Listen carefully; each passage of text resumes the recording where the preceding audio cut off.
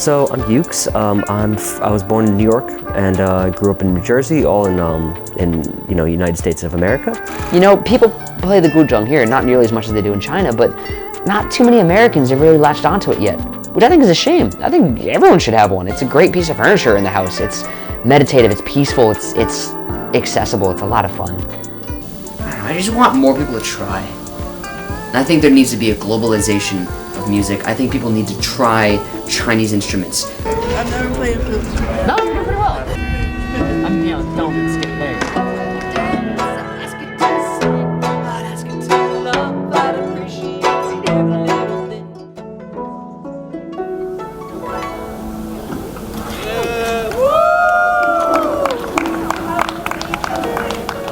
I'm a video producer and multi-instrumentalist. I play many different instruments, but I primarily work with the guzheng and traditional Chinese instruments.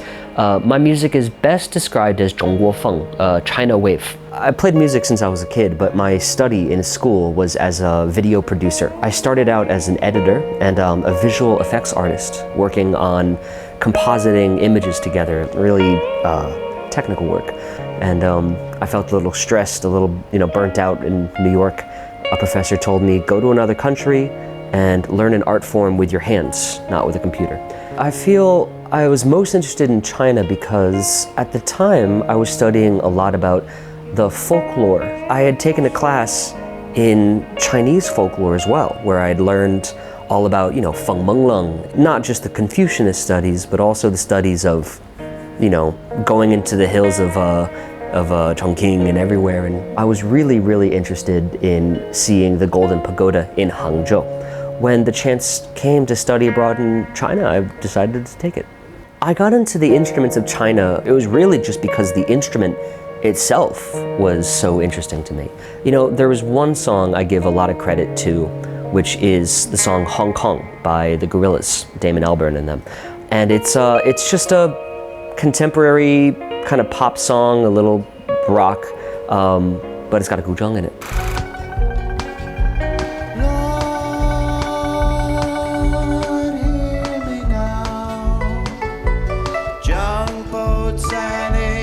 So it might have been that song would have been the first time I really looked it up and figured out, oh, this is the Zither, the guzheng.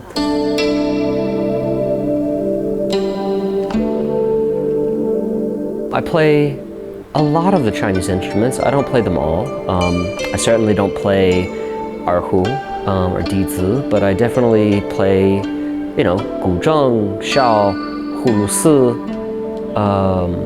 xiaoran, zhongran, daran, pipa, dian. If you really put in the time and you learn a few different instruments, the more you learn, the easier they become.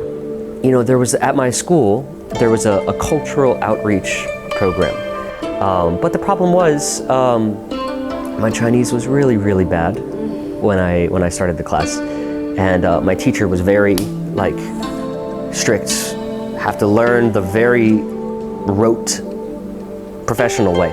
So, and also, I was struggling with the instrument a lot. I couldn't quite get it.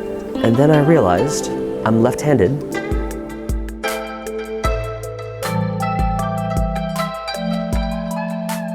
When you play guzheng, you're supposed to play, with the long side on the left and, bend with the left hand and strum with the right, but I'm the other way around. So I started playing my own way. So I sat on the wrong side of the instrument and I started to play, and all of a sudden it was the easiest, most fun instrument. And especially on social media, everyone asks, oh, why are you playing backwards? Oh, he plays backwards, that's cool. When I started to do this, I was always a little bit nervous because I knew that what I was doing was technically wrong. And I was also a little bit worried about people being sensitive about the culture and about, people might think I'm trying to either steal it or tarnish it or whatever. And however, I was completely wrong. Everyone loved it. Especially at university when I just started playing. People were like, this is good. This is really a cool thing and you need to keep doing this.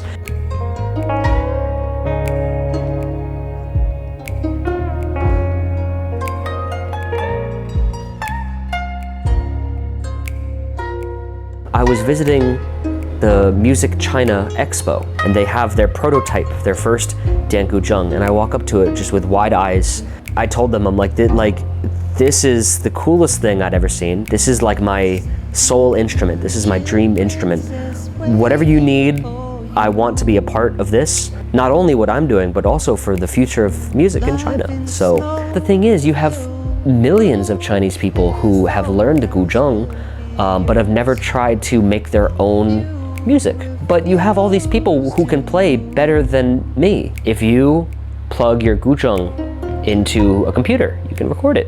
You can plug your Guzheng you buy an effect pedal for like 300 kwai, and then you can loop. So I've been sitting with this sort of electric Guzheng for almost 2 years now, but I can finally start to perform and experiment with it the way I want to. This is exactly what I'm working towards and studying a whole bunch, is sort of this conflict between preserving and innovating. Because a lot of people think, well, you shouldn't be messing with the old instruments. You shouldn't be modernizing them or making new versions. We want to preserve the ancient instruments. China is on this sort of national campaign to get as many children to learn, you know, guzheng, erhu, all their traditional instruments, which is great. So I think the concept of experimenting with traditional Chinese instruments is a very hopeful thing for giving music back to the people who are, you know, learning these instruments. It's very, very important to give these instruments some new life. So there really is a culture behind music and collecting as well. So my whole purpose here is just show people what can be done, and hope that the next generation of people will learn it themselves, learn their own way.